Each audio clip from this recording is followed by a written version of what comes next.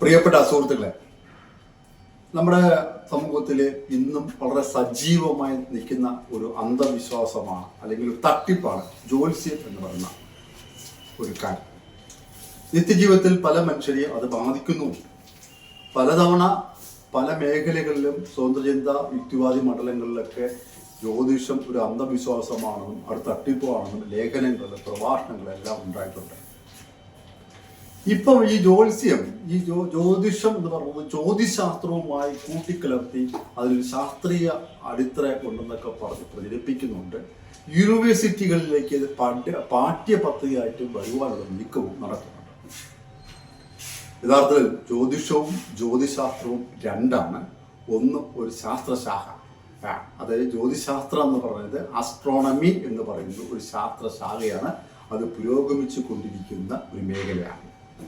Astrology എന്ന് പറയുന്നത് അത് നമ്മുടെ ശാസ്ത്രം ഡെവലപ്പ് ചെയ്യുന്നതിന് മുമ്പേ മനുഷ്യൻ്റെ യുക്തിചിന്തയിലുണ്ടായ ഒരു ചിന്ത മാത്രം, അതായത് അസ്ട്രോളജി എന്ന് പറയുന്നത്.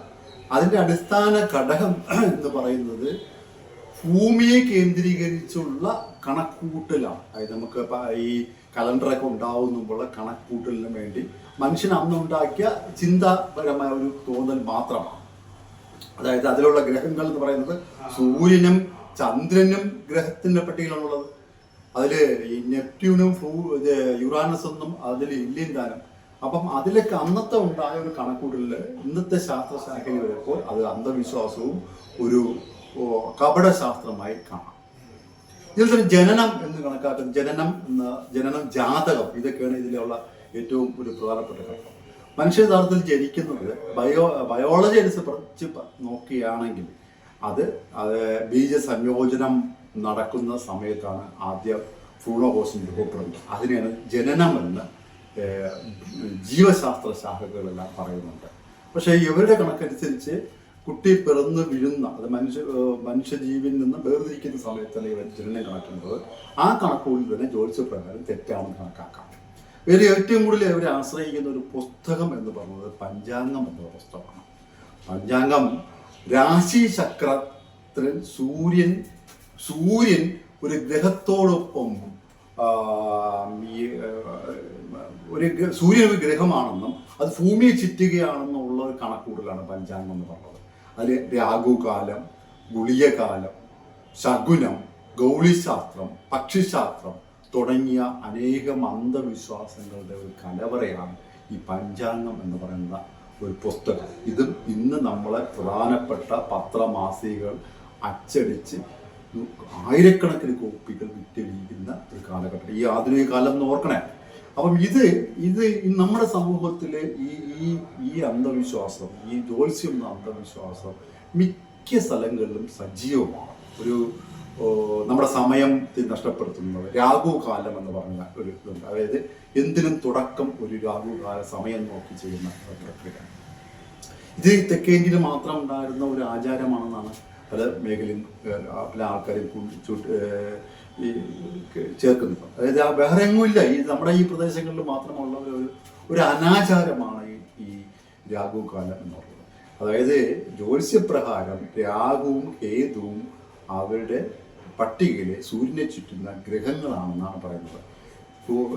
ജ്യോതിശാസ്ത്രപ്രകാരം ഇങ്ങനെ പ്രപഞ്ചത്തിൽ രാഹു എന്നോ കേതു എന്നോ ഗ്രഹമില്ലെന്ന് കണ്ടെത്തിയിട്ടുണ്ട്, അല്ല തെളിയിക്കപ്പെട്ടിട്ടുണ്ട്.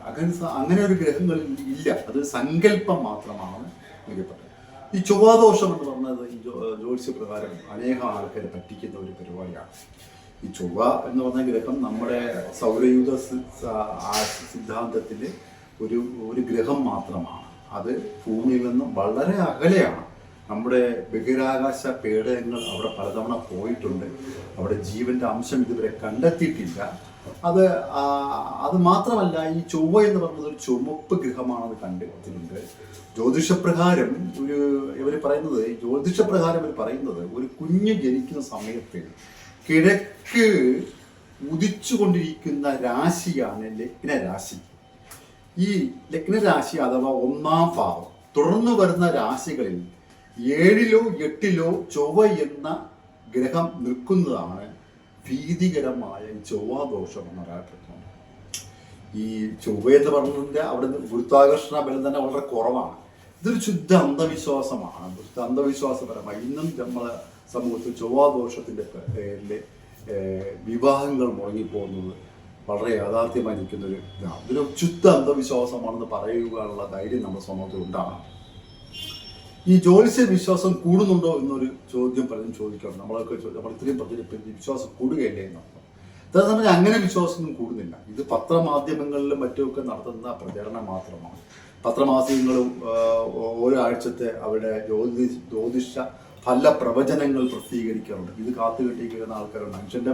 മനുഷ്യന്റെ ചിന്താ മേഖലയിൽ ഉണ്ടാകുന്ന ഇതല്ലേ, മനുഷ്യന്റെ വ്യക്തിപരമായ ഭാവിയെക്കുറിച്ച് അവർക്ക് എപ്പോഴും ഒരു ജിജ്ഞാസ കാണും. അപ്പം ഈ പത്രമാസികകളുടെ പ്രചരണം മാത്രമാണ് ഇത് ജ്യോത്സ്യ വിശ്വാസം കൂടുന്നുള്ളത് യാഥാർത്ഥ്യമാണ്. ഈ ജ്യോത്സ്യ പ്രവചനങ്ങൾ പലതും ശരിയാണെന്നുള്ള വാദം മുന്നോട്ട് വയ്ക്കാറുണ്ട്. യഥാർത്ഥം പറഞ്ഞാൽ ഈ ജ്യോത്സ്യ പ്രവചനങ്ങൾ ഇപ്പോൾ 100 പ്രവചനങ്ങൾ നടത്തുമ്പോൾ 1 or 2 കാര്യങ്ങൾ, അത് പ്രവചനങ്ങൾ എന്ന് പറഞ്ഞാൽ മനുഷ്യൻ പറയുള്ളൂ. ഇലക്ഷൻ പ്രവചനം നടത്താറ്, ഇലക്ഷൻ പ്രവചനങ്ങൾ പറയാറുള്ളൂ. ഫുട്ബോളിന്റെ പ്രവചനങ്ങൾ ഈ അടുത്ത കാലത്ത് പറഞ്ഞിട്ടുണ്ടോ? അത് 100 പേര് പറയുമ്പോൾ കുറച്ച് പേര് പറയുന്നത് ശരിയാവാം. ഈ ശരിയായ മാത്രം ഉള്ള കാര്യത്തെ കോട്ട് ചെയ്തുകൊണ്ടാണ് ജ്യോത്സ്യ പ്രവചനം നിങ്ങൾക്ക് ശരിയല്ലേ, നിങ്ങൾ അതിനെക്കുറിച്ച് എന്ത് പറയുന്നു എന്നൊക്കെ പറയുന്നത്. ഈ 100-ല് 10 പറയുന്നത് ശരിയാവുകയും 90 പറയുന്നത് തെറ്റാവുകയും ചെയ്യുന്ന കാര്യത്തെക്കുറിച്ച് പറയുന്നത്, 90 തെറ്റായതിനെ കുറിച്ച് പറയുകയില്ല. അതൊക്കെ ഒരു ഇതാണ്. മനുഷ്യൻ ചില കാര്യങ്ങൾ പറയുമ്പോൾ ഇപ്പം നാളെ മഴ പെയ്യും എന്ന് ചിലപ്പോൾ മനുഷ്യൻ പറയും. ശാസ്ത്രീയമായി നമുക്ക് കണ്ടെത്താൻ പറ്റും. ചിലപ്പോൾ മഴ പെയ്യാതിരിക്കും. ഇതൊക്കെയുള്ള ഒരു ഇതാണ് ഉള്ളത്. ഈ ജാതകം, ഈ ഹസ്തരേഖ, പക്ഷിശാസ്ത്രം, ഇതൊക്കെ തുടങ്ങിയ എല്ലാം ഒരു പ്രാകൃത വിശ്വാസങ്ങളാണ്. ഇതിനൊക്കെ ആധാരം എന്നുള്ളത് വിധി വിശ്വാസമാണ്. ഈ വിധി വിശ്വാസത്തിൻ്റെ ഇതിൽ നമ്മുടെ ഭാവിയെ അത് വിധി വിശ്വാസം എന്ന് പറഞ്ഞ ഒരു ബ്രെയിൻ സെറ്റിംഗ് ആണ്. നമ്മുടെ ഭാവി നാം ജനിക്കുമ്പോൾ ആരോ മുൻകൂട്ടി നിശ്ചയിക്കുന്നു എന്ന് ഒരു ധാരണ. അപ്പം ഇങ്ങനെ ഒരു വിശ്വാസം ഉണ്ടായാലും നമുക്ക് പ്രവർത്തിക്കാനുള്ള ഉണ്ടാവില്ല. നമുക്ക് നിശ്ചയിച്ചിട്ടുണ്ടല്ലോ, നീ എത്ര പ്രവർത്തിച്ചാലും നിനക്കൊന്നും നിൽക്കാൻ പറ്റില്ല, പക്ഷെ നിന്റെ ഭാവി നിശ്ചയിച്ചിരിക്കുന്നു എന്നുള്ളത് ഇതൊരു കീഴടങ്ങലാണ്, ഒരു അടിമ ബോധമാണ്.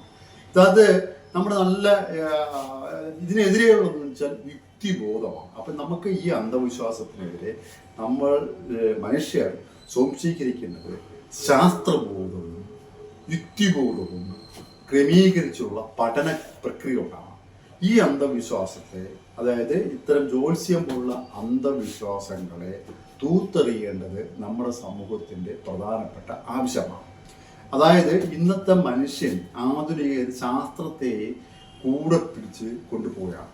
പകരം ഈ ശാസ്ത്രം മുന്നേറിക്കൊണ്ടിരിക്കുന്ന ഈ കാലഘട്ടത്തിൽ ഇന്ത്യ പോലുള്ള രാജ്യത്ത് ഈ പാരമ്പര്യപരമായുള്ള ഈ കപട ശാസ്ത്രത്തെ കൂട്ടുപിടിച്ചുകൊണ്ട് ഈ അന്ധവിശ്വാസം പ്രചരിപ്പിക്കുന്ന രീതി വളരെ സജീവമാണ്. ഇത്തരം അന്ധവിശ്വാസങ്ങളെ നമ്മൾ നേരിടേണ്ടത് വളരെ പ്രധാനമാണ്. അതിന് ശാസ്ത്രബോധവും യുക്തിചിന്തയും പ്രചരിപ്പിക്കുന്ന രീതിയിൽ നമ്മൾ മുന്നേറണം. ഈ ജ്യോത്സ്യം മറ്റ് പല മേഖലകളിലും മറ്റ് ഈ ഉണ്ടായ രാഷ്ട്രങ്ങളിലെല്ലാം ഇത് അപ്രത്യക്ഷമായിട്ടുണ്ട്. അപ്പം നമ്മുടെ മേഖലയിൽ ഇന്ന് ജ്യോത്സ്യം പാഠ്യപദ്ധതിയിലേക്ക് വരുന്ന രീതി കാണാം. ഇതൊരു പിന്നോക്കം പോക്കാണ്. ഇത് ജാതിമത വിശ്വാസമല്ലാതെ മുന്നേറിക്കൊണ്ടിരിക്കുന്നു. ഇതിൽ നിന്നുള്ള മാർഗം യുക്തിചിന്തയും ശാസ്ത്രബോധവും ആണ് പ്രചരിപ്പിക്കേണ്ടത് എന്ന് പറയുകയാണ് ഈ വീഡിയോയുടെ. എല്ലാവരും യുക്തിചിന്ത, ഈ അന്ധവിശ്വാസത്തിനെതിരെ പോരാടണമെന്ന് പറഞ്ഞുകൊണ്ട് നിർത്തുന്നു. നന്ദി, നമസ്കാരം.